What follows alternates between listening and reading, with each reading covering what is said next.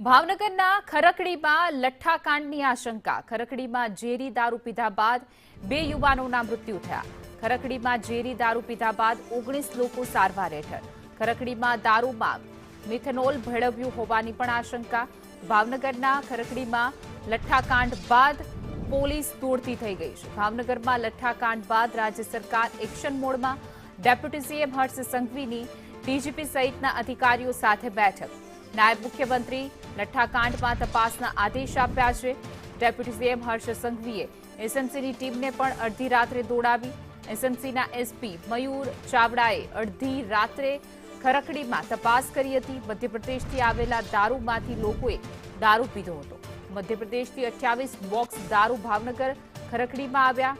અડધી રાત્રે police 20 box દારૂ ઝડપી પાડ્યા છે।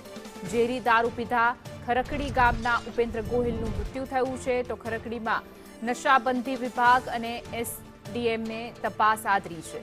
ગૌતમ સોલંકી સહિત 5 બુટલેગરને પોલીસે ઝડપી પણ પાડ્યા છે।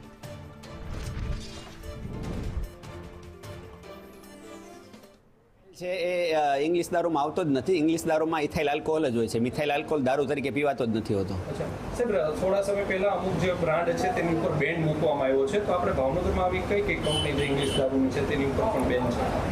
આવો બેન મૂકવામાં આવેલો છે। જે વસ્તુ ઇલીગલ હોય એના ઉપર જ બેન હોય, અને ગુજરાત સરકારની જે માન્ય જે દારૂની દુકાન હોય એમાં દારૂ વેચાતો હોય, એમાં ઇલીગલ દારૂ વેચાવાનો કોઈ પ્રશ્ન જ ઉપસ્થિત થતો નથી। કાલે સાંજે કલેક્ટર સાહેબની સૂચનાથી ભાવનગર સિવિલ હોસ્પિટલ તેમજ અલગ અલગ ખાનગી હોસ્પિટલોમાં જે પેશન્ટ એડમિટ હતા તેની માહિતી લેવાનું શરૂ કર્યું, અને આજ સવારે માન્ય કલેક્ટર સાહેબ સાથે જે પેશન્ટ એડમિટ છે તે દરેક પેશન્ટને કેવી સારવાર અપાઈ રહી છે, તેમના શું સિમ્પટમ્સ છે અને સારવારમાં કઈ બાબતો ધ્યાને રાખવા જેવી છે તે અંગે સૂચન કરવા માટે માન્ય કલેક્ટર સાહેબના અધ્યક્ષસ્થાને વિવિધ ખાનગી હોસ્પિટલ તેમજ સરકારી હોસ્પિટલની મુલાકાત લેવામાં આવેલી।